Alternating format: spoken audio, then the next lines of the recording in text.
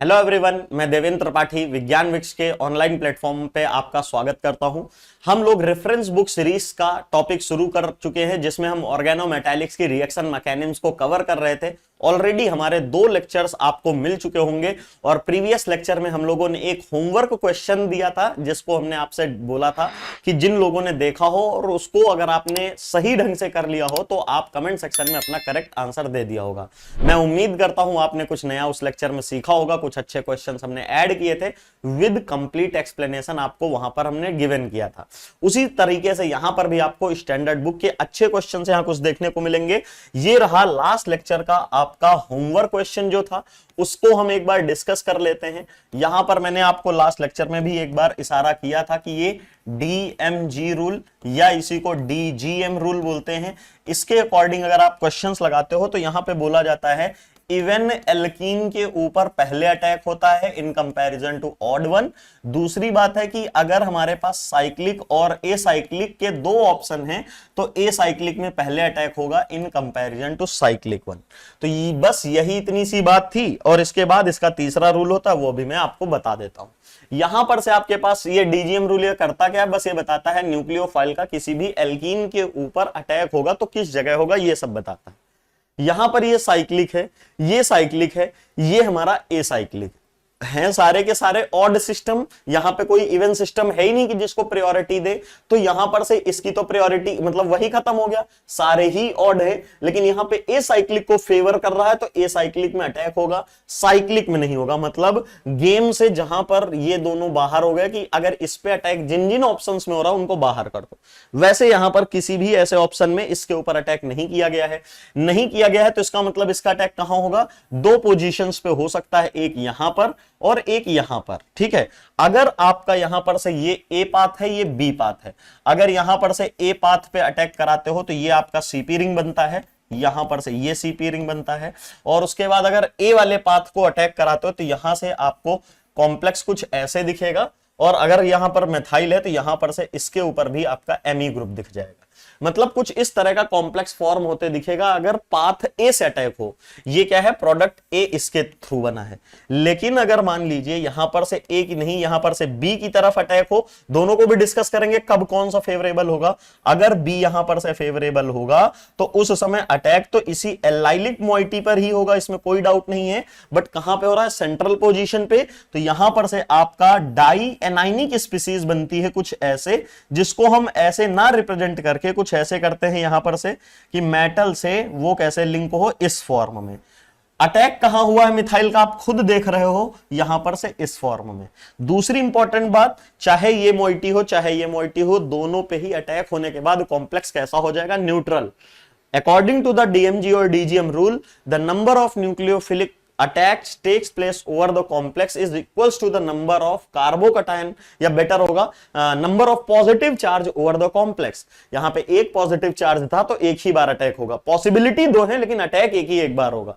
अब देखो ये वाला जो अटैक है और ये वाला, क्योंकि साइक्लिक में अगर हमारा इवन होता तो वो ऑलवेज टर्मिनल अटैक होता है, ऐसे वाला ऑलवेज यही होता। लेकिन जब आपका ऑड वाला होता है उसमें 2 कंडीशन होती हैं, जिसमें कि एक ये फेवर कर सकता है, एक ये कब फेवर करता है, जब हमारे पास स्ट्रॉन्ग इलेक्ट्रॉन विड्रॉइंग ग्रुप होंगे, strong electron withdrawing groups like NO, CO, CS, NO positive, CO positive.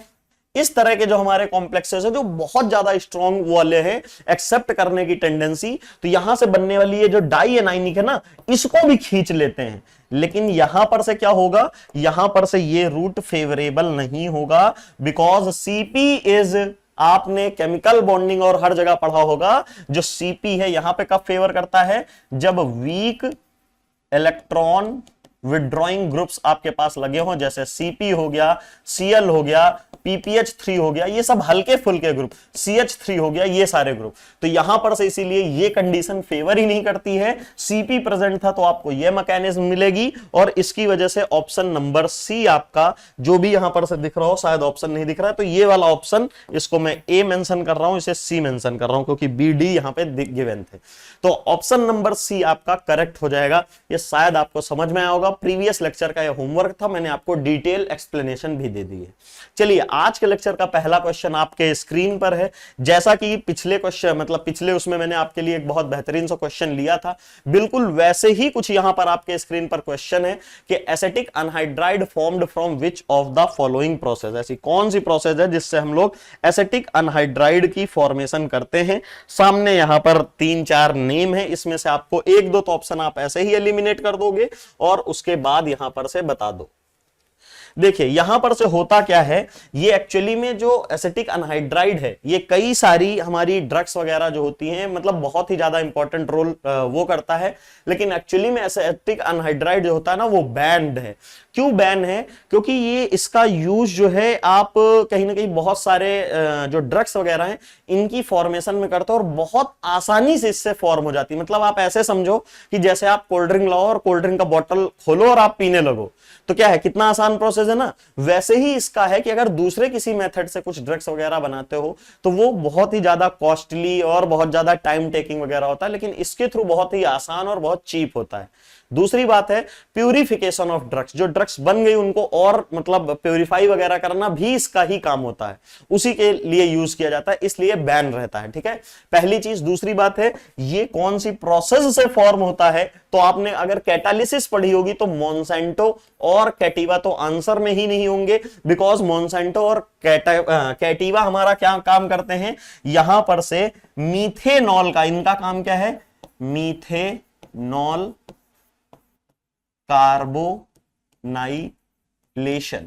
ठीक है, मीथेनॉल का कार्बोनाइलेशन करते हैं, जिसके हमको फॉर्म क्या होता है, जनरली जो हम फॉर्म करते हैं एसिटिक एसिड, ये फॉर्म होता है। यहां Me होगा, यहां पर से ऐसे Me से बेटर है लिख दूं CH3, यहां OH है प्लस यहां पर से CO और यहां पर से कंडीशंस वगैरह लगी हैं, और उसके बाद ये जो CO है ना इसी में बीच में इंसर्ट कर जाता है CO और ये OH। ठीक है, ये आपका प्रोडक्ट है। तो ये तो कंप्लीट आपका इसके बिहाफ पर है, आपको पता है इनके बीच में डिफरेंस वगैरह क्या है। इसमें जो हम प्रमोटर्स यूज करते हैं वो याद रखना, आयोडाइड के एब्स्ट्रैक्टर्स होने चाहिए, आयोडाइड के डोनर नहीं। अगर यहां पर से लिथियम आयोडाइड मिल जाए तो ऑप्शन काट देना, क्योंकि ये कौन सी प्रोसेस होती है, ये सेलानीज प्रोसेस होती है। मतलब इसके साथ में कैटालिस्ट तो याद ही होगा, RHCO का होल ट्वाइस I2 के ऊपर एक negative 16 electron complex square planar complex होता है। इन केस ऑफ मॉन्सेंटो मैं लिख देता हूं RHCO का होल ट्वाइस I2 निगेटिव, सिर्फ इतनी कंडीशन होती है। कैटिवा के लिए कंडीशन क्या होती है, IRCO का होल ट्वाइस I2 के साथ में निगेटिव, और साथ में ये जो गैलियम वैलियम लिखे ना, ये गैलियम आयोडाइड और इंडियम आयोडाइड जो कि बुक में मेंशन है।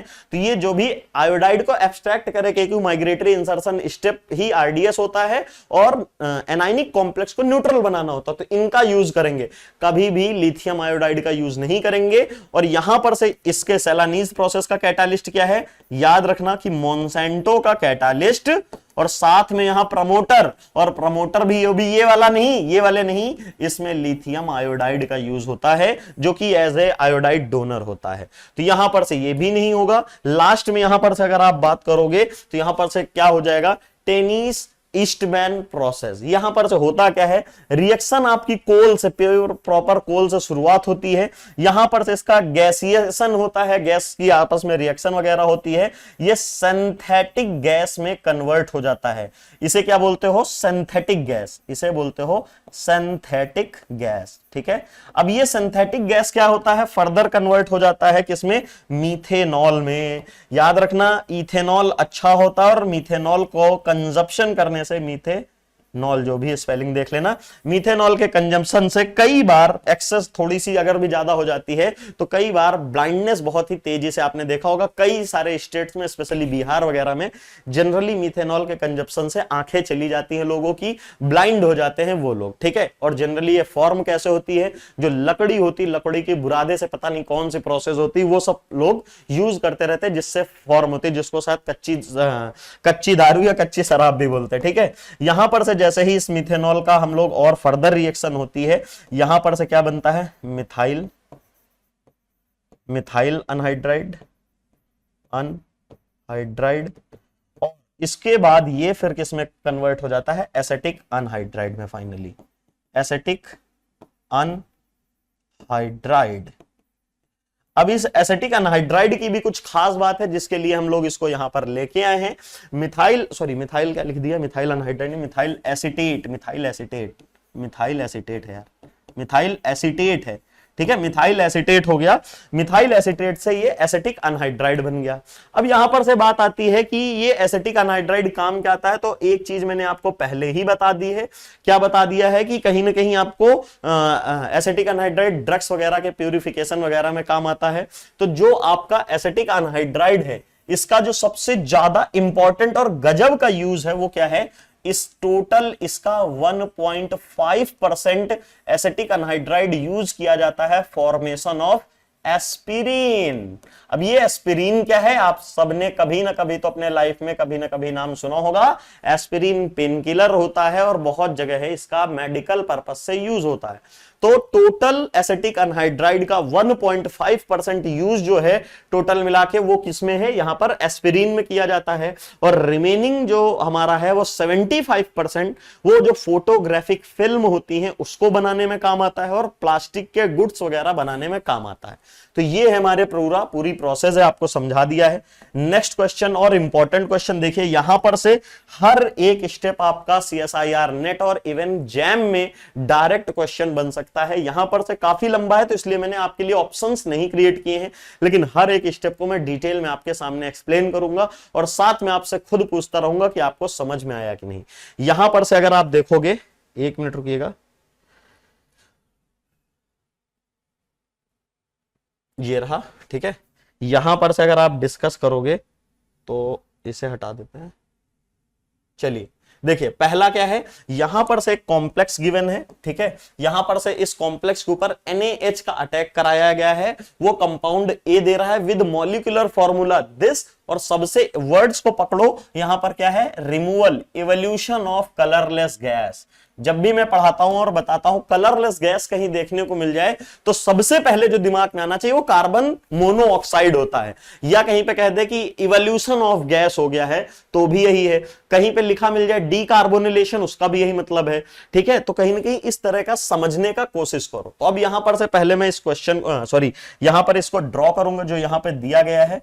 यहां पर से क्या क्या मेंशन है, eta5CpCO का होल थ्राइस, मतलब आपके पास कहीं ना कहीं इस तरह का, यहां पर से मैं पूरे पेज में आपकी कैटालिटिक साइकिल बनाते चलूंगा, आपको समझ में आएगा। ये रहा आपके स्क्रीन पर, ये सिस्टम बना रखा है।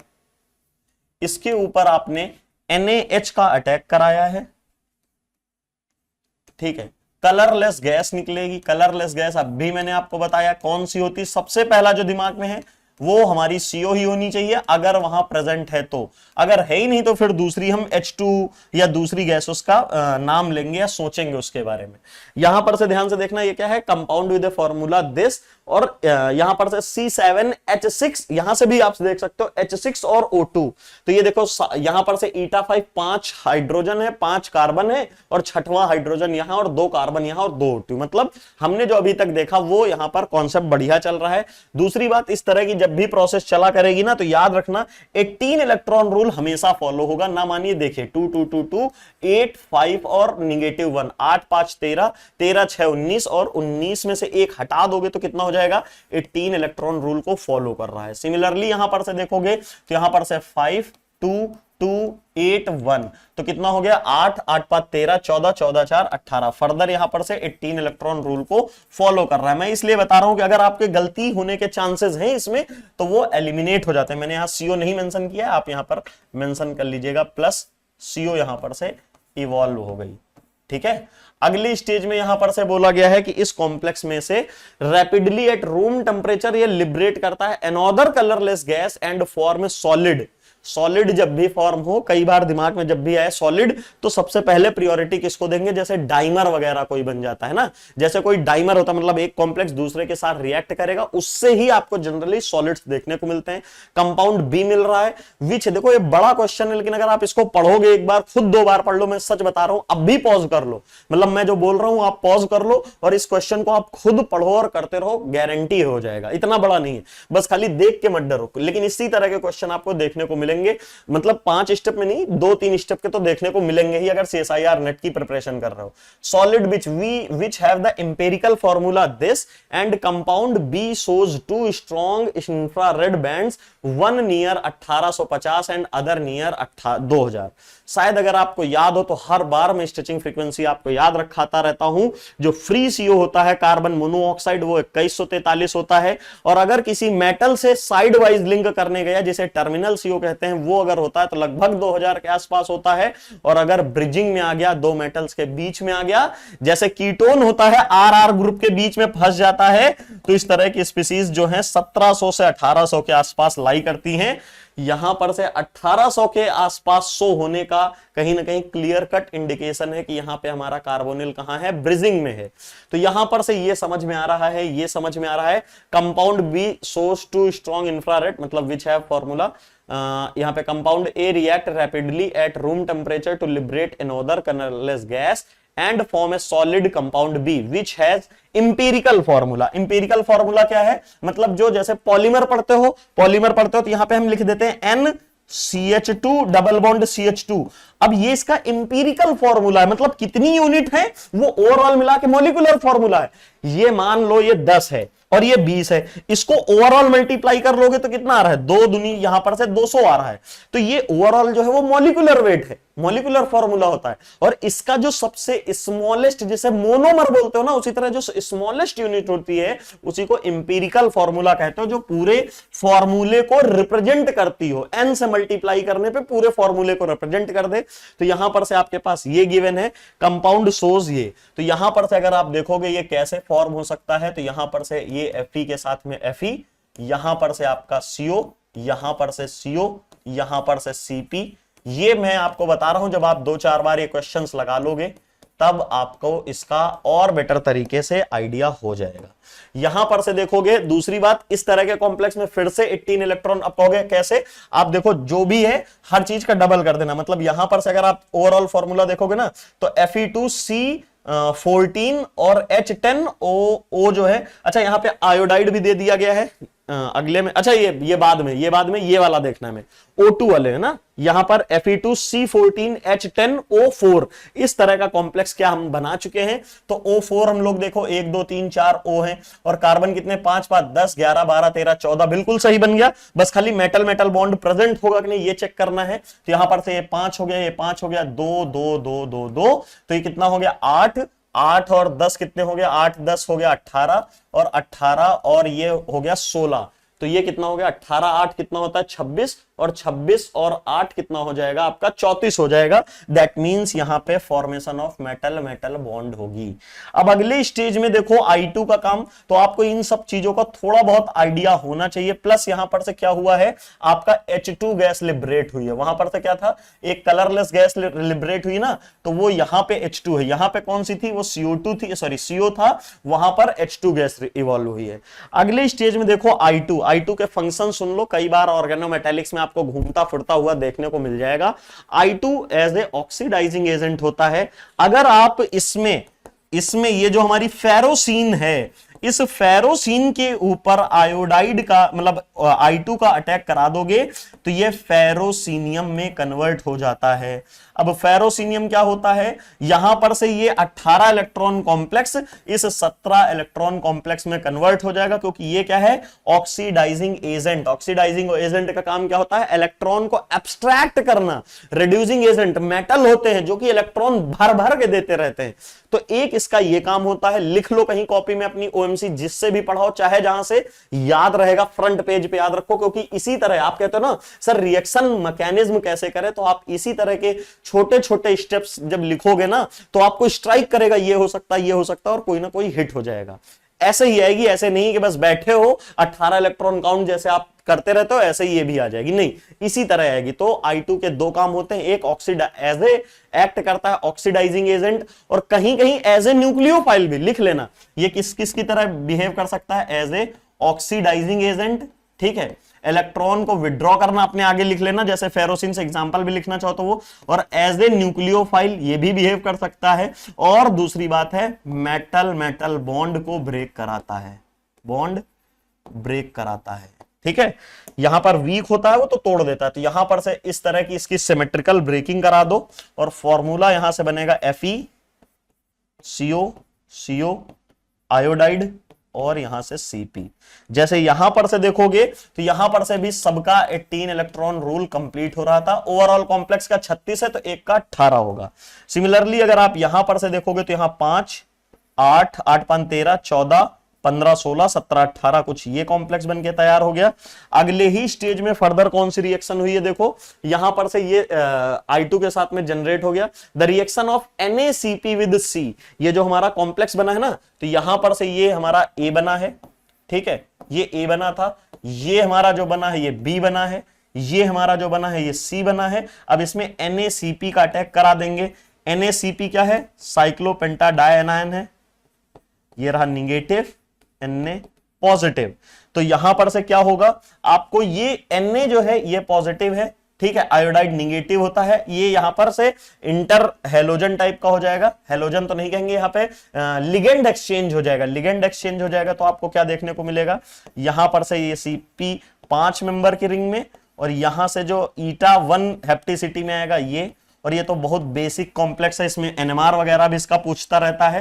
ये सारे मैं आपको बता रहा हूं, ये एडवांस से एडवांस क्वेश्चन है पूरा। एक मतलब ऐसे समझो ए से लेके इतने स्टेप कभी नहीं आएंगे, बीच से कोई भी स्टेप आ सकता है। तो आपको मैकेनिज्म सीखनी है तो ऐसी ही सीखनी है भाई, ठीक है। तो ये ईटा 5 हेप्टिसिटी में है, ये ईटा 1 हेप्टिसिटी में है। अगले ही स्टेज में यहां पर से देखना हीट वगैरह कर दिया होगा तो यहां पर से -2 CO निकल के चले जाएंगे, क्योंकि एक्चुअल में क्या बन जाता है, हाईली स्टेबल फेरोस। ओहो, अब भी देखो, ये नहीं मैं कह रहा हूं यहीं पे स्टॉप कर दो, इसके बाद भी 50 रिएक्शन अगर आप इसको देखे हो तो यहां पर से क्या 18 इलेक्ट्रॉन रूल को फॉलो कर रहा है। इसको देखोगे तो 5 इलेक्ट्रॉन, इसको देखोगे तो 1 इलेक्ट्रॉन, 2 2 8 8 और 5 5 1 6 6 8 6 14 14 15 16 17 18, ये भी 18 इलेक्ट्रॉन रूल को फॉलो कर ही रहा है। और सिमिलरली यहां पर से 5, यहां पर से 5, यहां पर से 8, ये भी 18 इलेक्ट्रॉन रूल को फॉलो कर रहा है। यहीं पे यहां पे बोला गया था deliberate colorless gas leaving an orange solid E with a formula of this compound A to D obey 18 electron rule।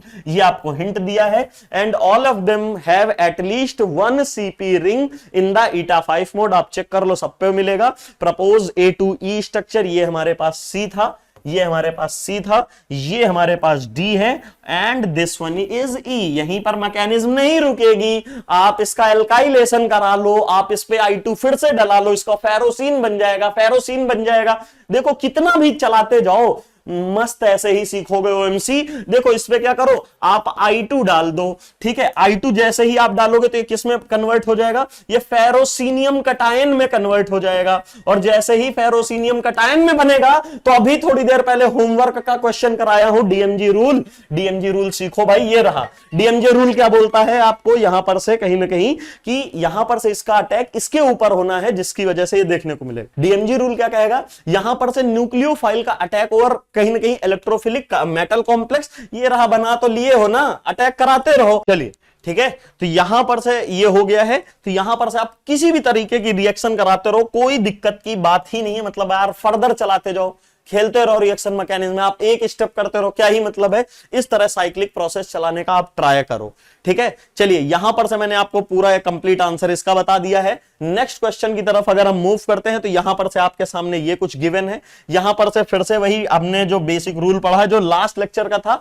उसी से रिलेटेड यहां पर क्वेश्चन है। यहां पर से न्यूक्लियोफिलिक अटैक के कुछ प्रिंसिपल्स मैंने आपको बताए थे, और एक लास्ट प्रिंसिपल, मतलब ये जो कंक्लूजन है कि इवन सेंटर अटैक होगा तो ऑलवेज टर्मिनल अटैक होता है, ठीक है ना। और अगर ऑड होता है तो उसमें दो पॉसिबिलिटी होती हैं कि टर्मिनल पे भी अटैक हो सकता है और सेंट्रल पे पोजीशन या मिड पोजीशन पे भी अटैक हो सकता है। टर्मिनल पे कब होता है, जब हमारे पास स्ट्रॉन्ग इलेक्ट्रॉन विड्रॉइंग ग्रुप हो, strong electron withdrawing group like CONO ऐसे। और सेंट्रल पोजीशन पे कब अटैक होगा, जब हमारे पास वीक इलेक्ट्रॉन विड्रॉइंग ग्रुप्स हो, जैसे CP Cl PPH3 CH3, इस तरह के एग्जांपल।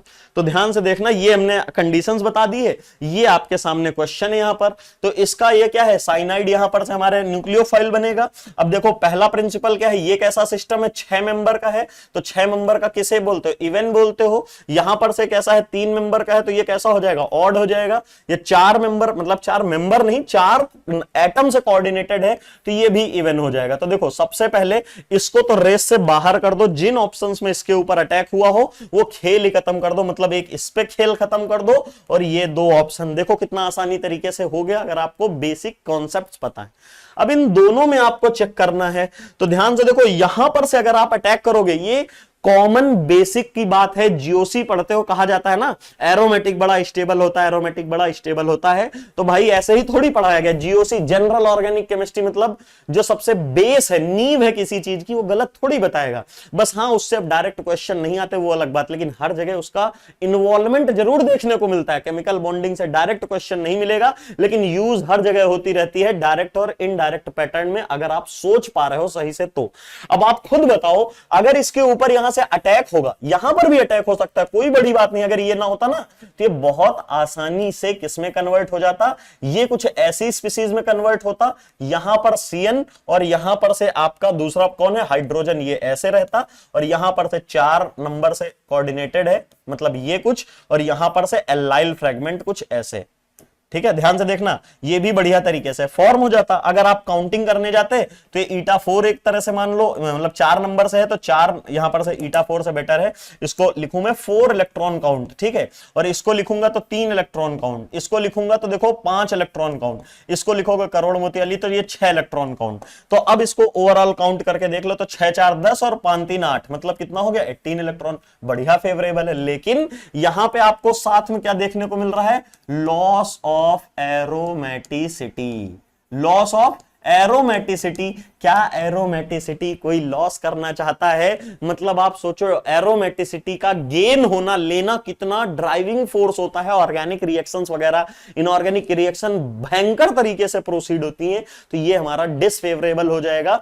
यहां पर अटैक कहां पे होगा आपका, इसके ऊपर फेवरेबल अटैक होगा, और सिंपल सी बात है, इसके ऊपर जैसे ही आप अटैक करोगे तो ये कैसा कन्वर्ट हो जाएगा, यहां पर से जैसे ही देखोगे तो कौन सा प्रोडक्ट आपको देखने को मिलेगा, यहां पर से ये रहा प्रोडक्ट नंबर ए। बनाने की जरूरत नहीं, प्रोडक्ट नंबर ए है, और ये जो बी वाला है ये मैंने आपको बता दिया है क्यों नहीं होगा, due to loss of aromaticity. अगर मेरे पास ऑप्शन ना होता बच्चा तो मैं उसी के ऊपर कराता, एलाइल से पहले वही करेगा, क्योंकि रूल है ये। एरोमेटिसिटी चली जाती तो चली जाती, लेकिन जब मेरे पास दूसरी इवन की पॉसिबिलिटी है तो हम यहां पर वो रखेंगे जहां पे से लेस स्टेबल, मतलब मोर स्टेबल प्रोडक्ट बने। तो आपका प्रोडक्ट नंबर ये हो जाएगा। यहां पर से ध्यान रखना है, थोड़ा सा आगे आ गया, ये एलाइल की तरह रहेगा, मतलब 3 कार्बन है, जिसको आप ईटा 3 टाइप का बोल सकते हो। ये आपका ईटा 6 में है, ये भी आपका ईटा 3 में है, और ये 6 मेंबर का है। तो 6 6 12 12 और 6 18 इलेक्ट्रॉन रूल भी कॉम्प्लेक्स है, और एरोमेटिसिटी भी आपकी मेंटेन है। That means option number A is correct. Next और वन ऑफ द बेस्ट क्वेश्चनों में से, ध्यान से क्वेश्चन करना, हो सकता है मल्टीपल नंबर ऑफ क्वेश्चंस आपको देखने को मिल जाएं। Which among the following beryllium alkyl compound is are stable. ये आपका होमवर्क क्वेश्चन है, जिसको हम नेक्स्ट लेक्चर में डिस्कस कर लेंगे आपसे। मैं आपसे रिक्वेस्ट कर रहा हूं, अगर आपको समझ में आया हो तो सेशन को लाइक जरूर करना। देख लीजिएगा यहां पर से कितने बढ़िया बढ़िया क्वेश्चन पूरा सीरीज में चलाया, इसके अभी भी मैं चला सकता हूं अगर आप बोलो। इसके साथ साथ में ये क्वेश्चन भी हमारा बढ़िया था, दमदार था, वन ऑफ द बेस्ट क्वेश्चनों में से। ये लास्ट वाला हमारा होमवर्क था, यहां पर से हमने इसको डिस्कस किया कैसे इसका यूज करते हैं, फिर से एक बार देख लिया। और ये आपका होमवर्क क्वेश्चन है, यहां पर किस चीज का यूज होगा वो मैं आपको बता देता हूं। रिएक्शन मैकेनिज्म का beta hydride elimination, beta hydride elimination, याद रखना, beta hydride elimination and migratory insertion are भाई भाई। मतलब अगर कहीं पे माइग्रेटरी इंसर्शन होता है तो वो बीटा हाइड्राइड एलिमिनेशन का जस्ट रिवर्स होता है, और जहां पे बीटा हाइड्राइड एलिमिनेशन होता है वो माइग्रेटरी इंसर्शन का 180 डिग्री, मतलब दोनों एक दूसरे के इक्विलिब्रियम स्टेप है, एक लेफ्ट हैंड साइड एक राइट हैंड साइड, दोनों यहां पर प्रोसीड होते रहते हैं। अगर आपको एक छोटा सा एग्जांपल दे देता हूं, यहां पर से अगर आप बात करते हो, ये मान लीजिए मेटल है, यहां पर से CH2 है, यहां पर भी CH2 और H है, ठीक है। तो यहां पर से ध्यान से देखना क्या होगा, ये वाला मेटल की वैकेंट साइट में यहां पर से एगोस्टिक इंटरेक्शन वगैरह करके भाग जाता है, जिसकी वजह से हमें क्या देखने को मिलेगा, यहां पर से ये हो जाएगा और अगले स्टेज में ये हो जाएगा। फाइनली यहां पर से आपको क्या देखने को मिलेगा, CH2 और CH2, यहां पर से Ln लिगेंड लगा दो, ये Ln लिगेंड लगा दिया, साथ में हाइड्रोजन। तो अगले स्टेज में ये इधर से इधर गया है तो क्या है, बीटा हाइड्राइड एलिमिनेशन हुआ है, यही तो हुआ है एलिमिनेशन। ये अल्फा था, ये बीटा था, और ये बीटा का हाइड्राइड था। अब यहां पर से अगर आप देखोगे तो यहां पर से ये इसके ऊपर जैसे ही मूव करेगा, ये इलेक्ट्रॉन डेंसिटी इसके ऊपर मूव करेगी, तो बैक यही प्रोडक्ट बन जाएगा। तो ये क्या है, इधर से इधर जा रहे हो तो ये माइग्रेटरी इंसर्शन रिएक्शन हो रही, इधर से बीटा हाइड्राइड एलिमिनेशन हो रही है। बस लिख देना, बीटा हाइड्राइड एलिमिनेशन के इनवर्स रिलेशन होता है स्टेबिलिटी। अगर कहीं पे बीटा हाइड्राइड एलिमिनेशन हो रहा है भाई, आपके सामने दिख रहा है, सामने मैकेनिज्म दिख रही है, अगर बीटा हाइड्राइड एलिमिनेशन होगा तो कंपाउंड टूट फूट जाएगा, अनस्टेबल होगा। बस यही चीज आपको अप्लाई करनी है, आपके सामने कॉम्प्लेक्स है। मैं आपसे रिक्वेस्ट करूंगा, अगर आपको समझ में आया है तो इस क्वेश्चन का आंसर आप कमेंट सेक्शन में दे सकते हैं और सेशन को लाइक कर सकते हैं। अगर कुछ भी नया सीखा हो, क्या नया सीखा है, कौन सा क्वेश्चन आपके लिए बेटर था, या आपको अपकमिंग वीडियो में कौन सा वीडियो किस टॉपिक से, सब टॉपिक से आपको ऑर्गेनोमेटालिक्स चाहिए, आप उसमें कमेंट सेक्शन में बता सकते हैं, हम प्रोवाइड करेंगे उस टाइप के भी क्वेश्चन। मिलता हूं नेक्स्ट लेक्चर में। Thank you so much guys.